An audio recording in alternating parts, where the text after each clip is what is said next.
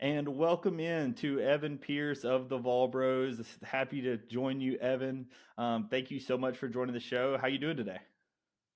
Doing great. I appreciate you having me on. I'm excited. I'm looking forward to collaborating with you tonight, and then also on our live show, which will be, I think, coming out the same day as this. So, looking forward to it.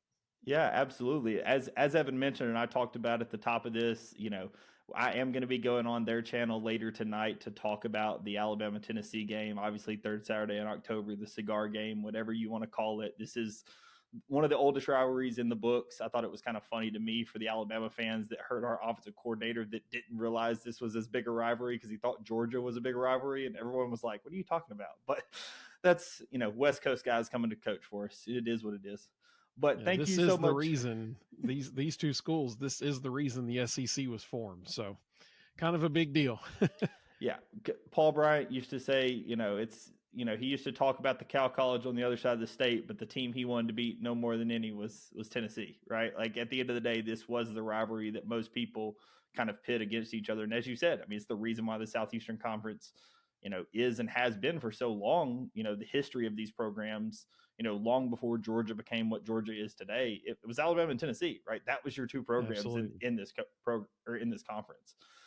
So really quick before we get going, obviously this is a Believe network collaboration. I want to just make sure everybody knows where they can find your show. Please let everybody know where they can check out your show.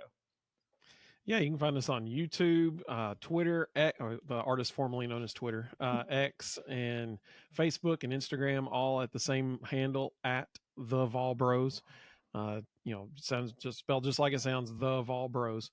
And then on we can find us online on our website, thevolbros.com. So plenty of places to find us all with the same handle.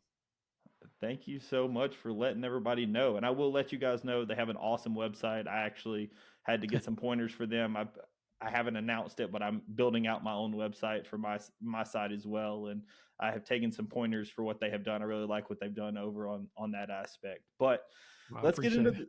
of course, yeah, let's get into the game. I know this is a game that I think both fan bases have circled for quite some time due to what happened last season.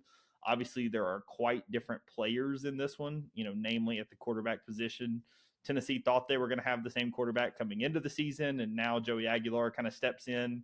Um, I think that this is a game that I think is, quite frankly, could come down to the quarterback play.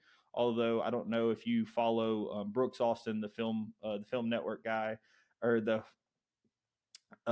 he breaks down a lot of film on YouTube, and he broke down both defenses I think it was a couple of days ago, and he kind of points to the defenses being the thing that both teams are going to have to see to get off the field. And I'd be interested to see that, and I'm sure we'll definitely get into it. But what is kind of your high level view before we go on both sides of the football? What's your high level view of the most important thing, if you could boil it down to one or two things that if Tennessee does this well, you think that it at the end of the day will be very successful for them? Oh, well, that's a fantastic question. And, if you had asked me this 2 days ago, I probably would have said something different. But now, I don't know if you're aware of the weather forecast. Apparently, there's going to be severe thunderstorms in the area Saturday night. So all day Saturday, pretty much. Now, as we all know, you mentioned. So I'll throw this out there. You mentioned Tennessee's quarterback situation is different now than it was last year. We all thought, they might be taking a step back, and somehow they got better. Somebody tweeted this out earlier today, and right now Tennessee is leading the country in points per game, number one in the country. Uh, Somebody tweeted this, and I was like, man, that's pretty awesome. So after last season, Tennessee's QB1 leaves at the end of spring. They have 4 new offensive line starters, only one returning starter on the offensive line. They lost the SEC Offensive Player of the Year in Dylan Sampson at running back. And they lost all 3 of its leading wide receivers from last year. Now, all practical wisdom would say, yikes, they are in for a world of hurt. And somehow they got better. That's what's incredible. Leading the country right now in points per game, Joey Aguilar has come in and been phenomenal at what he's done so far, leading the country with 8 touchdowns and touchdown passes of 20 yards or more right now. Their wide receivers, 3 of the top 10 wide receivers in the SEC right now are the 3 starting receivers for Tennessee. They're the only team with 3 guys on that list of the top 10. Chris Brazel's at number 2 with 536 yards.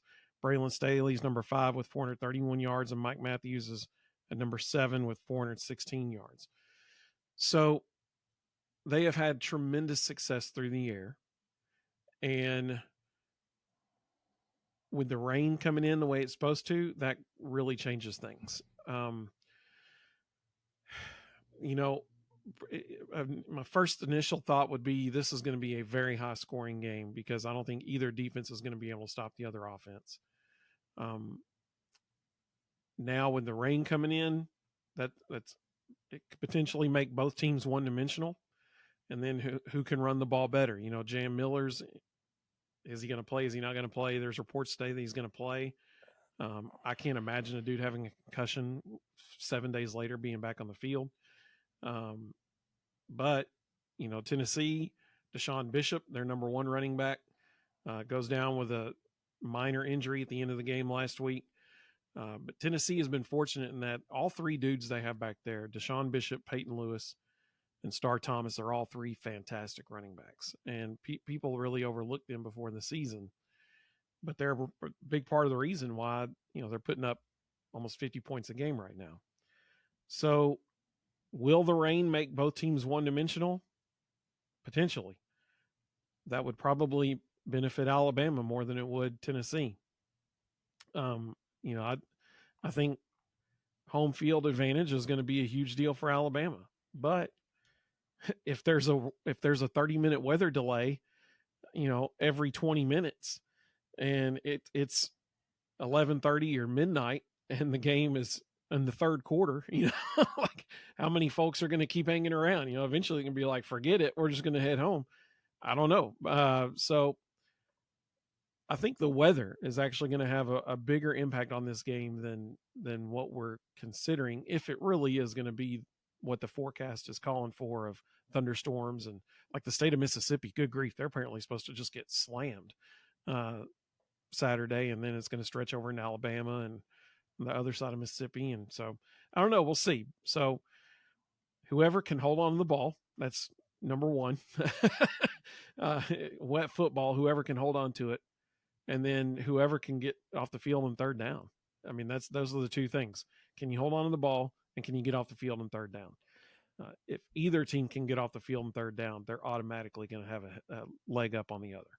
Yeah, and the 2 things you talked about were those last 2 things you mentioned, holding on to the football and getting off the field on third down, was 2 things I definitely wanted to talk about, because when I look at Tennessee, in the research leading up to this, and I've got all the stats pulled up, but like when I look at the Georgia, Mississippi State, and Arkansas games, if I take Tennessee's 3 SEC games in a bubble, not to say that I don't care about the other games, because I definitely do, especially that win over Syracuse. I think that's a great win.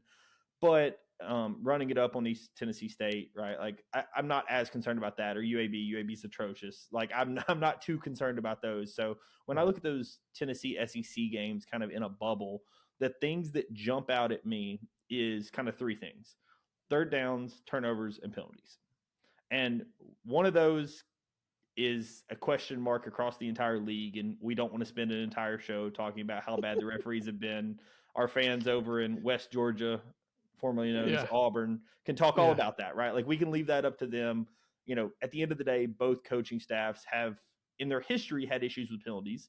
Funny enough, this has actually been DeBoer's best year from a penalty standpoint. I want to say the Georgia win was the first game since Washington versus, I think, Texas, that DeBoer had led in the penalty margin, both penalties for and yards. His teams were notorious about having a lot of penalties.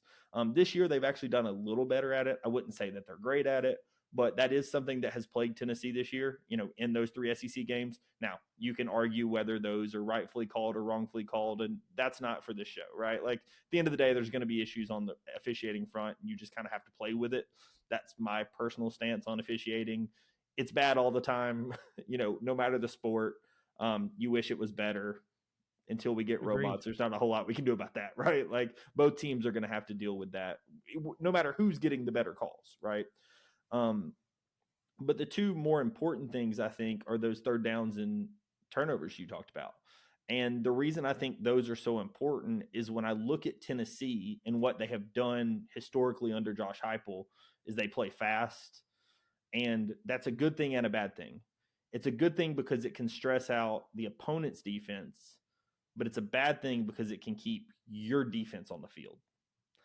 And the reason I say something like that is that one of the key differences in Alabama this year versus last year is how long their time of possession is. It has gone, I believe, from in the 90s to top 10. And you saw that, for example, in the Georgia game when Alabama completed 9 of 9 on third down to kind of open this game up. That's a situation where, early on, Ty Simpson has done a really good job of getting his team in third and manageable and completing that third and manageable, getting into whatever, formation they need to be. If he needs to do checks at the line, he's been using all the play clock, and it's been getting his defense rest versus Tennessee's offense is notorious for not doing that. And so that time of possession has been an issue. And I notice, again, Georgia was 8 of 17 on third down against Tennessee. Mississippi State, 8 of 19. I mean, Arkansas, 7 of 13. This has clearly been an issue for Tennessee this season. Do you think that, obviously, if the rain is going to be a factor, we can talk about that, but do you think that this is something that concerns you going into this game, that obviously Alabama has been so successful on third down and Tennessee's giving it up at the rate they are? That's why it's going to be essentially whoever has the ball last is going to win. Like I said, I don't think either defense is going to stop either of the other offenses. I mean, like it is going to be a very high scoring game. They'll give you something that you can, all your listeners and viewers can watch for. So it's almost a joke among Vol Nation now. You're talking about how fast Tennessee goes. And just so everybody knows, Josh Heupel does like to go. He said this multiple times. He wants to snap the ball every 8 seconds. Not game time, real time. From the time the ball is spotted, he wants the snap to happen within 8 seconds. The fastest I've ever seen him go, and I was timing it because they were cooking it. I can't remember what game it was. But the fastest I've ever seen him go was 6.8 seconds from the time the ball was spotted to the snap. I mean, that's like crazy. That is crazy fast. That's what they want to do. All right. Well, I'll just give you a little thing to look for. If there's a quick possession, and I mean like Tennessee scores 2 to 3 plays into the possession, watch for someone to be injured on the extra point from Tennessee's offensive line. It's almost a joke now. People just know. There's a designated guy when they run out there, and they know after the extra point goes through the uprights, they got to go down on the ground. And they're trying to buy their defense some more time to breathe and catch their breath. It's just a joke among Tennessee fans now because they know it's coming. If we score fast, just look for it. There'll be a dude that gets injured after an extra point, and they'll stretch him out, like, oh, he's cramping, and then he'll walk off the field, and amazingly, he'll be back out there for the next extra point. So yes, I mean, I'm 100% concerned about that because it's Tennessee's defense, man. It's been like Dr. Jekyll and Mr. Hyde. They're either just tearing it up or it's like a water running through a sieve. I'll give you one stat this far into the year. The team that is second in the country in sacks is Tennessee. Tennessee is also 106th in the country in points allowed. I think they're also 120th in pass defense, which being second in sack and 120th in pass defense is an insane, like either you get to the quarterback or they torch you. That's exactly right. Welcome to the life of a Vol fan. That's exactly what happens. Every time they drop back, we're like, please get to the quarterback. Please get to the quarterback. Against Arkansas, they had 5 sacks, 4 forced fumbles, and they recovered 3 of them. So it was interesting Sunday night when my brother and I, Rustin, when we were doing our recap show of the Arkansas game, it was interesting because, we always give our thoughts and takeaways from the game. And I said, it's weird. The defense is the story of the game. First of all, the defense is why we won the game, but it's also why we almost lost the game. If they don't I mean, think about Arkansas. If you're Arkansas and you allow 5 sacks and 4 forced fumbles and you lose 3 of them, like, how do you expect to win? And they had a chance to. Exactly. And so our defense, if they don't do that, we lose the game. But also, they're what allowed Arkansas to come back in the game. And I'll say this, I've thought about this a lot this week. We talked about Heupel likes to go fast. If you go back, and any of your viewers want to go back and watch what I talk about, in the second half, Tennessee scored. They came out hot in the third quarter. They got up 34-17 on Arkansas in the third quarter. And at that point, Heupel knew he could let his foot off the gas pedal a little bit. And inevitably, every time we do that, we stall out a little bit. And it was because of that it allowed Arkansas to get back into the game.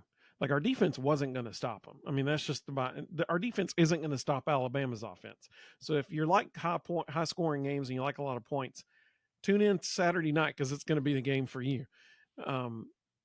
But instead of us continuing to accelerate and matching everything they did with a score of our own, we were trying to run the clock out, which, I mean, I get that. But that's not your football. Tennessee won't. Exactly. And Tennessee's not going to have that option Saturday night. I almost think we're going to see the opposite of what we saw against Arkansas. And we know we're going to have to keep our foot on the pedal. And to match every time Alabama has the ball, we're going to have to match them with a score of our own. And so Heupel's not going to have the opportunity to take his foot off the gas pedal. And so I do wonder, is that to Tennessee's benefit? That they're going to just get to run their offense the whole game, the way that they can run it. So I'll be curious to see how that plays out Saturday night, and if in fact that does end up benefiting Tennessee. So one thing that I noticed additionally in those SEC games, and I wanted to know kind of your thoughts on it, because turnovers, when you see them on the stat sheet, and I saw obviously some of the Tennessee Georgia game and the Mississippi State Tennessee game, but I admittedly didn't get to see all of them. Sure. And when I'm looking through box scores and stuff, I noticed that Tennessee had 2 turnovers in both of those games. And the reason I bring that up is we talked about turnovers, and Alabama, I'm sure, as you've done your research, has actually been phenomenal this season from a turnovers perspective. Ty has one fumble that happened in the Mizzou game, and then he has 1 interception where he forced one in the Vandy game. That's the 2 turnovers Alabama's had this season. They have done a pretty good job holding onto the football. Obviously you could be better, but they've done pretty well compared to the rest of the country. I think the reason why I bring this up is when I look at, like, for example, that Mississippi State game, they had to get those 2 turnovers and still go to overtime against Mississippi State. And it really felt like them being on the road. Like, when you combine the on the road and the turnovers, it really felt like they needed every ounce they could get to win that game. Sure. Yeah. Is that something that, if Alabama doesn't cough up the football, right, is it something you think they could still be successful with? Because it really feels like in all 3 games, Tennessee has lived on getting the turnover. But, obviously if it rains, you're more likely to have some turnovers. But, is that something you feel like you can rely on, even though Alabama has not, coughed it up at the level that some other teams have? Well, I'll say this. I don't think Alabama, well, I mean, this is statistically a fact. Alabama hasn't faced a pass rush like they will this weekend. I mean, Tennessee, like I said, they're second in the country, not the SEC. They're second in the country in sacks this year. Like I said, they either get to the quarterback or it's a big play for the offense. It's really that simple. Ty will be hit more this week than he has been the whole year so far, because they can get to the quarterback. One interesting thing to watch this weekend, Edwin Spillman. He's the first guy off the bench as far as linebacker depth for Tennessee. He very well may be one of the most athletic, dynamic line. I mean, Arion Carter may be the best linebacker in the SEC. He's leading that league in tackles right now. Edwin Spillman, he's like a heat-sinking missile, dude. I mean, like he is fun to watch. Unfortunately, he will not be playing the first half of this game because he got called for a targeting penalty in the second half of the last game. So he will be out. Now, that's a big deal because, Tennessee's defense before this year started, everybody was really excited about the defense because it was good last year. It was going to be even better this year. And then injuries just decimated them, just killed them. For prime example, Jermon McCoy and Ricky Gibson. First Saturday of the season on College Game Day, Kirk Herbstreit said Tennessee may have the best cornerback duo in the country with those two guys. Well, unfortunately, neither of them. I mean, Jermod hadn't stepped on the field yet because he's still recovering from a torn ACL. The big question is he going to play this Saturday? Who knows? Tennessee is so, and here's something for your listeners. Do not believe a single word that you hear about anything injury related from anybody in the Tennessee athletic department. I mean that wholeheartedly. They will not say anything. A prime example, last season, Dante Thornton Jr., wide receiver, gets injured during a game, is limping off the field, like with a noticeable limp. He has hurt his leg. It's reported from the sideline that he has an upper body injury. I'm like, really? He was limping, like they will not say anything truthful about anything injury related. So if any of your fans on our message boards or anybody like that is like, I heard this, you didn't hear anything because they will not say a word. People have been saying for weeks, oh, Jermod's coming back this week, and he doesn't play, This isn't the second or the wide receiver room I would cut my teeth on. I mean, I'm not telling him how to coach, but like this isn't the first game you want to throw him out there. And so, I mean, dude's still projected to be a first round NFL draft pick. And so, would it be nice having him back? Sure. But is he going to be out there? Probably not, especially if the field's soaking wet and he's trying to recover from a torn ACL. So, losing him and Ricky Gibson, they've been running their backup corners the whole year long. One of whom is a transfer, Colton Hood, who has been phenomenal. And now he's being projected to be a top 15 draft pick because of how well he's played. The other is Ty Redmond. He's a true freshman. To his credit, he's played very well for a true freshman. But I fully expect Alabama to do exactly what Georgia did, and they picked on him all game long. If Alabama doesn't do that, I don't know what they're doing. I mean, like he is a true freshman. This is only his second road game as of all, and he's going to Tuscaloosa at night. They need to be picking on him all game long. I'll give you somebody else to pick on in the secondary, and that's Boo Carter. Boo Carter is a phenomenal athlete. He's a fantastic punt returner. Gets lost in coverage almost every play. I mean, like it's really sad. When he's in the game, he's a headhunter, man. Like they put him in to run like nickel blitzes and safety blitzes and stuff like that. Anytime they drop him back in coverage, oh boy, here we go. You just never know what's going to happen. And so I fully expect Alabama to pick on those two guys all game long. So I don't even remember what the original question was now. I got so sidetracked, but yeah, I mean, that's, if I were Alabama, that's how I would approach, trying to pick on Tennessee. We were talking about third downs. That's what it was.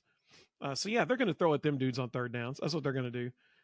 But like I said, I will say, when you're talking about turnovers and stuff like that, this is going to be different for both teams. But Alabama hasn't seen a pass rush like they'll see, Saturday. And I will say this, as far as the turnovers Tennessee has caught, or the turnovers they've had. The Mississippi State game, they had 2 interceptions in that game. Listen, neither one of them should have been an interception. Both turnovers happened. It was a pass to Miles Kitselman, former Alabama tight end. now tight end at Tennessee. Both passes hit him in a shoulder pad, bounced up in the air, and they were intercepted. Those should not have. They should have been caught. Bottom line, if the ball hits you in the shoulder pad, you should catch the ball. Like that's how that goes. And so, when you look at a turnover differential, ignore the two from Mississippi State because those should have never happened. Yeah, so I think when you're talking about that, and when I'm kind of looking at what both teams like to do on from like a defensive perspective, you talked about that, and I know Tennessee is known for kind of their chunk plays, right? That's a lot of what they were able to do in Georgia. Chris Brazzell has an absolute insane game, Yeah, and what I've seen with our defense, and something that Alabama fans have heard me preach on this show, and I want to tell you, and I'll talk about it tomorrow, I'm sure as well, that you have to pay attention with Kane Womack is he has done a pretty good job this season of adjusting to what the offense is doing, but he does not do a good job adjusting on the first drive. The first drive that's scripted, we look like Swiss cheese every single game. It happened against Missouri. It happened against Vandy. Like all of these games, the defense is like, what are you doing? Did y'all even practice the shovel pass? Did y'all even practice? Like, did you even practice this? And then all of a sudden, it's like a switch flips, and whatever it was that they needed to tweak, they tweak, and he's had a completely different defense after that first drive. And the other thing that I've noticed that Alabama has done a substantially lot more this season than last season, and I know Brooks pointed it out in his film review, and a bunch of people have pointed it out. Alabama is not playing man coverage. Last season, they played a ton of man coverage. You saw Damani Jackson, playing a ton of man coverage. That's what he's kind of known for. He's a man, beast. Him and Xavier Brown. Xavier gets the interception to beat Georgia. That's really what Alabama did a ton of last season. This season, it's a lot of zone defense. It's a lot of sit back in zone, see if you can. Is the quarterback accurate enough to pick his spots, dink and dunk his way down the field, kind of bend but don't break style? Honestly, is what you've seen a lot of. And the reason I mention that is I'm curious what Tennessee is going to do when they face a true vision defense that, like, Kane does not care. He will stay in zone all day. Like he ran man coverage like a handful of times against Mizzou. And he uses, obviously, because of that, we don't get a ton of pressure on the quarterback. You really need individual effort on the defensive line to be able to have some pass rush. But with that, it also does limit some big plays because with your zones and stuff, you just have guys in those places. I'm curious, like, do you think that Joey Aguilar, because to me, I don't look at him as the precision passer as much as I do as kind of I don't know what, he's more of like a home run hitter more than he is a, dink and dunk, just, I'm going to have 60 completions kind of guy. What is your kind of thoughts on that? Because I just think that Alabama is going to play a little bit different defensive style. Because I know, like, for example, Georgia and Kirby's man defense, I mean, Chris Brazzell just toasted Kirby in man coverage all day. It's like, all right, we're just going to throw it up, and Chris is going to win a one-on-one battle, and Kirby's going to say, my guys have got to do better in man. He's got to win that one-on-one. It's like he never won the one-on-one. He lost 3 times, and there were 3 touchdowns. So, like, what's your thoughts on that as it relates to your offense? Because in my mind, I look at this game as Alabama is going to be able – I think that Alabama is going to be able to score on Tennessee. I understand what you're saying from a pressure standpoint, but Ty is incredible at picking up blitzes and has been really good against man coverage this year. So I do think that Tennessee, if they don't get to Ty, is going to be picked apart all day. Yeah, totally agree. And so the answer to that question is, if they're picked apart all day, then Tennessee's got to keep up. But, like, if we score on every possession, then you'd have to as well. And so I think that's kind of my question of, like, do you think that Joey Aguilar will be okay taking 5 yards, or is he going to try to, force the deep ball? Because I think that's where you sometimes saw even Prabula, obviously much different passer, not comparing them, but Prabula tried to take some shots that he didn't have ready, and that's how he got, should have been 3 interceptions. Dijon Lee dropped 1, but, 2 interceptions in that Missouri game. So that's a phenomenal question. And I'll start with the first thing you said. You mentioned the opening drive of the game. If you go back and you look at Heupel's career throughout his time at Tennessee, there was a 2-season stretch where they only didn't score on the first drive 3 games out of 2 whole seasons. They are phenomenal on the opening drive of the game, and I'll give him and his offensive staff credit. A prime example, Georgia this year. The 10 of the first 12 plays they ran against Georgia, they had not run previously a single time this whole season. That was, I mean, clearly they had saved all those for Georgia, and they went straight down the field. It was like, well, you said Swiss cheese. I mean, it was amazing. I mean, like, Tennessee fans were like, whoa, that was really good. I mean, it was surprising to us that they were able to move the ball so easily on them in the first drive. And it was because they hadn't there was none of that was on film. 10 of the first 12 plays they had not run yet in the first 2 games of the season. Every game so far, we've seen plays that they haven't run yet. And so they're adding in new stuff all the time. Now, I think this is maybe the most important part. And well, there's two elements to that. You mentioned coaching. So a lot of people don't know. Right now, Tennessee essentially has 5 offensive coordinators all week long meeting together in the quarterback's room. And what I mean by that is this. First of all, Josh Heupel is the one calling the plays. People are like, Joey Halzle's the offensive coordinator. No, he's not. He is by title. Yes, he is. He's not calling the plays. Heupel's calling the plays. So you've got Josh Heupel, Joey Halzle, Seth Littrell as an offensive analyst, Landry Jones as an offensive analyst, and Jim Chaney as an offensive analyst, all working together all week long. And you have 5 incredible offensive minds. I would love to just be a fly on the wall in that room throughout the week, seeing what the dudes are, drawing up. I mean, like, that's because that's what's happening right now. So the offensive staff at Tennessee, listen, I'm trying not to have orange colored glasses on when I say this, okay? But I would put that offensive staff up against any staff in the country on the offensive side of the ball. Just those 5 dudes alone. That's an incredible group of minds working together. But here's the difference between last year and this year. Last year, Nico, it was blatantly obvious that Heupel did not trust him to run the offense. That became very apparent in the Oklahoma game last year, which was 2 or 3 games before we played you guys.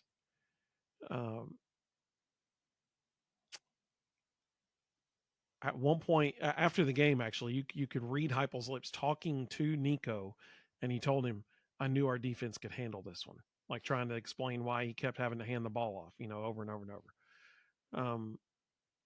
That's why Dylan Sampson broke a 95-year-old rushing record for the University of Tennessee, because Heupel did not trust Nico to take care of the ball and to execute the offense. It was very clear that every time Nico dropped back to pass, he'd check one read, and if it wasn't there, he'd take off. Sometimes if we got lucky, he'd check one, and then maybe a safety valve, little running back flaring out of the backfield, and then he'd take off. I mean, he was afraid to throw the ball. It was not a good situation. In comes Joey Aguilar, and everybody's concerned. Like this, just so everybody knows who's watching this, Joey was not Tennessee's first choice out of the transfer portal. He was the 5th choice. They tried to go get 4 other dudes, and none of them came. And so when Joey got here, we were all like, I mean, is he even going to be the starter? I mean, like, what's going on? And holy cow, the dude, he has come in with a work ethic that is one of the best I've ever seen. I mean, he took 3 months, and he learned more of the playbook in 3 months than apparently Nico did in almost 3 years. It was, check this out. This is true. We lined up in more formations. I'm not talking about plays. I'm just talking about formations. We lined up in more formations in game 1 against Syracuse than we did all of last season combined. Heupel actually trusts Joey with a full knowledge of the playbook. I'll give you one more example. So I think it was against Syracuse. Joey drops back to pass and he's looking to his left. Apparently those reads weren't open. So all of a sudden he turns his whole body back to the right, finds Chris Brazzell in the back corner of the end zone for a touchdown. And all of All Nation was like, "What? We're allowed to do that? Like we can look at other people when we're dropping back to pass? That's amazing." I mean, it's a totally different offense. It's very similar to what we were doing in 2022. Hendon, even in Hendon's first year, Hendon was, Heupel gave him half the field as a read essentially. His second year in 2022, he had full range of the offense, and we saw what numbers they put up. It's that kind of thing this year. Joey Heupel trusts him. It's very clear. He's got full reign of the offense as far as the playbook goes. They'll throw out anything. For the first time, I think in Josh Heupel's tenure at Tennessee, we lined up in one game this year with 3 tight ends on the field in the same play. We hadn't done that ever. I mean, like it's a fun time for Tennessee fans because we don't even know what's coming out there. Like we don't know what they're about to throw out there. So, yes, will Alabama's defense be good? Yes. Will Tennessee's offense still score? Yes. That's why this is going to be a shootout, man. I'm telling you, like, if you like points, this is the game for you. And I think part of what this game is going to come down to is when people actually settle into the flow of the game, because I think that both offensive staffs, and admittedly, Alabama does not have the same number of analysts, that we used to have under Saban and stuff from an offensive standpoint. But the addition of Ryan Grubb this year has been a game changer. And the bigger addition is Ty Simpson being your starting quarterback over Jalen Milroe. I'm very open about the fact that Jalen Milroe won and lost us a bunch of games. I think Alabama beats Tennessee last year if they have Ty Simpson at quarterback. I think because Jalen Milroe looked inept in Knoxville. He didn't look like he knew what he wanted to do with the football and just was absolutely atrocious. Our defense played a fairly okay game. Same thing in Norman. Jalen Milroe was terrible. However, I was also at the LSU game in Baton Rouge, and Jalen Milroe had like 200-something yards rushing, and they couldn't do anything, right? So he was both good and bad. I think what Ty has done is he's raised the floor of the team ever since that Florida State game, and I give him a little bit of a pass. It was his first start on the road. I think that there were other factors at play. I'd be very curious what comes out at the end of the season about what – I think that there's something else that we don't know about that happened in that game. Because it's been a completely different team than what we saw in the Florida State game. And it was very strange. Wasn't wearing a black hoodie, right? Like that's what was going on, right? I mean, that's what people are going to people are going to tell you that. I mean, I'm way less concerned about that. But for me, like it was clear, like there was something going on in that game. And I don't know, maybe we accredit it to fully Ty's first start on the road, right? I mean, maybe that's the answer. Like, I don't know. Maybe it was Alabama just underestimated a team that went 2-10 last year. I think that that's a fairly high likelihood that we went onto the road to a bad team and we're like, oh, this is going to be a bad team this year.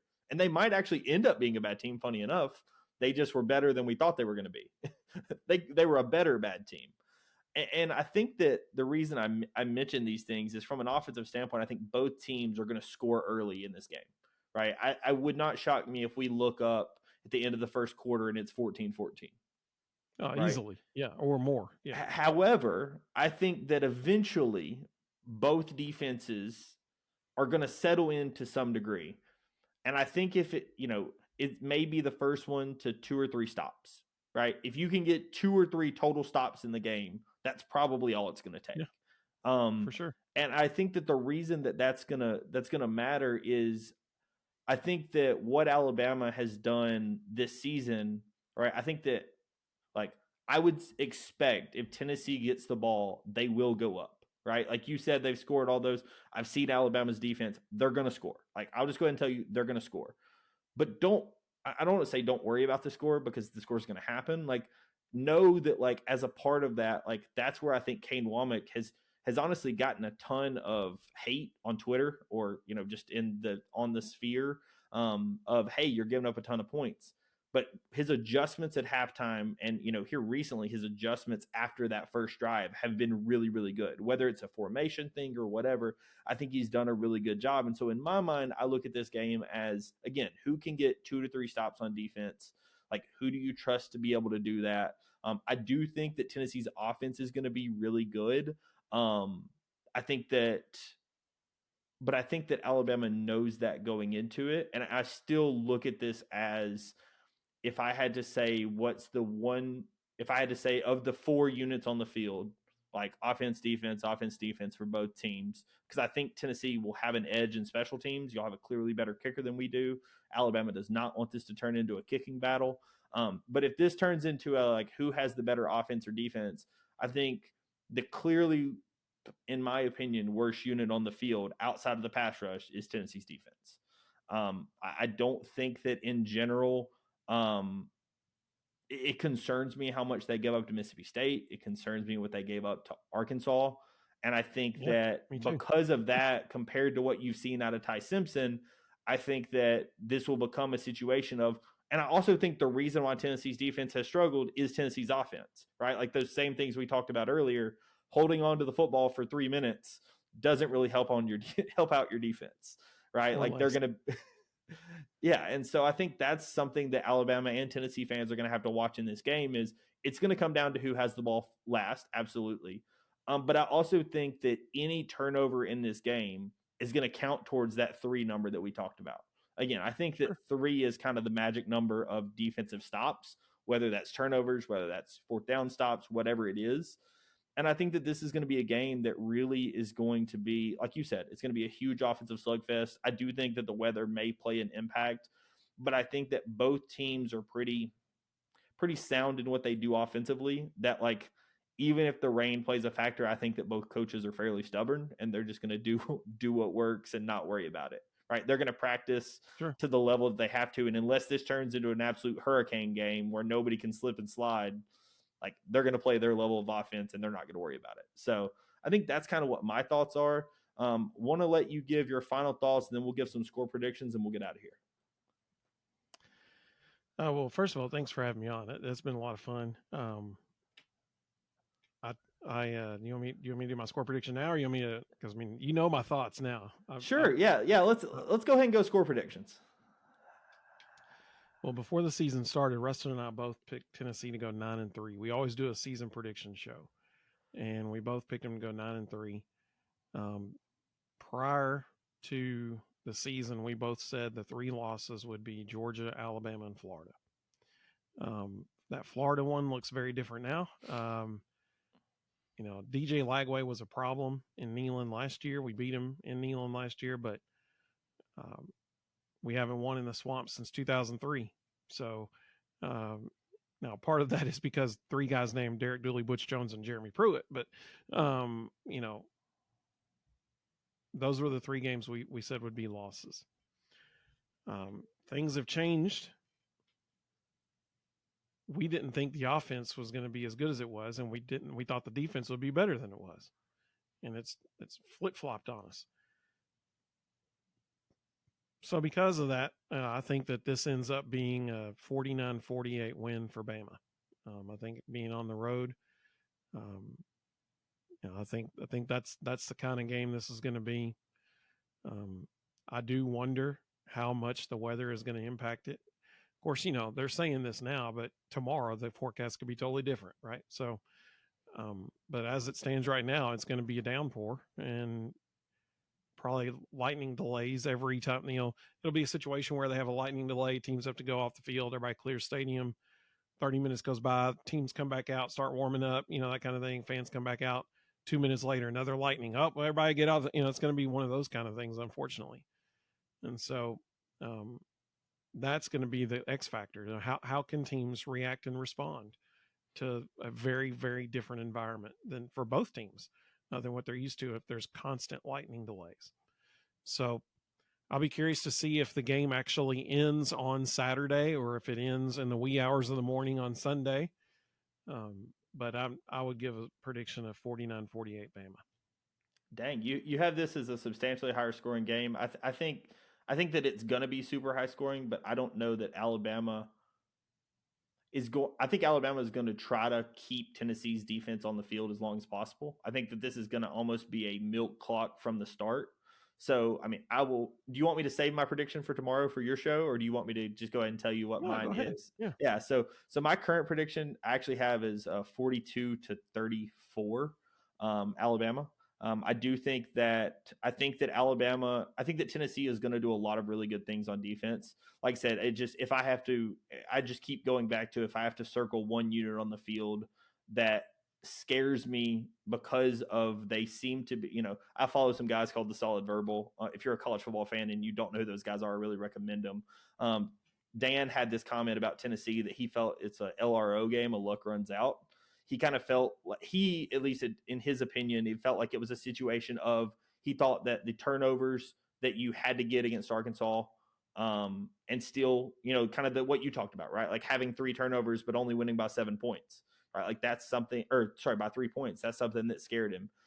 Having to go into overtime in Starkville. And Did the fella watch the game? That's my question, because that's pretty easily explained why they only won by 3 and had 3 turnovers. But I mean, okay. Absolutely. But I think you also have to consider, Tennessee, and something we didn't talk about, has only been on the road one time this year, and they only have 4 road games this year. And I think that, kind of what you talked about, being in Bryant-Denny, this will be the first time Joey Aguilar has to run at that speed.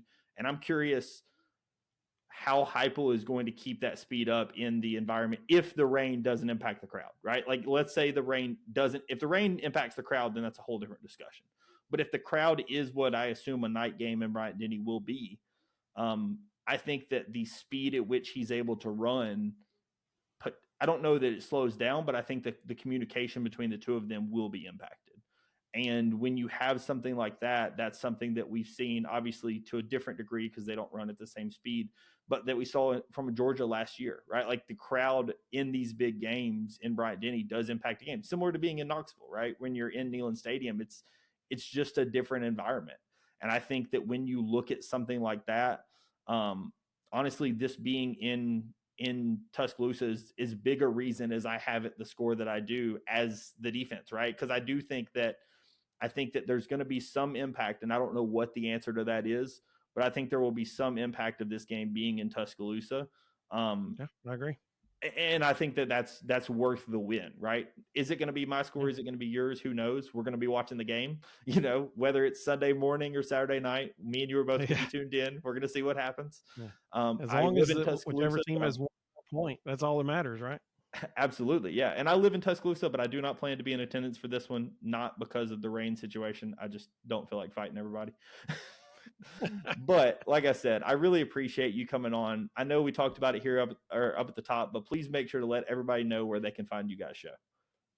Yeah, on X, Facebook, Instagram. I couldn't think of the third one there, and YouTube. Every platform is at the Volbros, TheVolbros. And my brother normally is with me. He would have been here tonight, but he is traveling with his family right now. He's actually at Dollywood tonight, so that's why he's not here. It was a good East Tennessee thing. Shout out Dollywood, not a sponsor, but could be. But I certainly do appreciate you having me on. It's been a lot of fun. You do a great job, so I appreciate you having me. Absolutely. Thank you so much for coming on, Evan. I really do appreciate it. As we mentioned up at the top, I will be joining him on their live stream on the Volbros YouTube channel tomorrow night. So if you're interested, I know some of my Alabama people are going to be watching the exhibition game that we have against Florida State for basketball. But if you want to, hear about the football game, obviously we have a huge weekend up ahead of us. Go ahead and join their channel tomorrow night. As I said, I will be joining them live. So thank you so much for joining, Evan, and I will catch everybody in the next episode. Peace.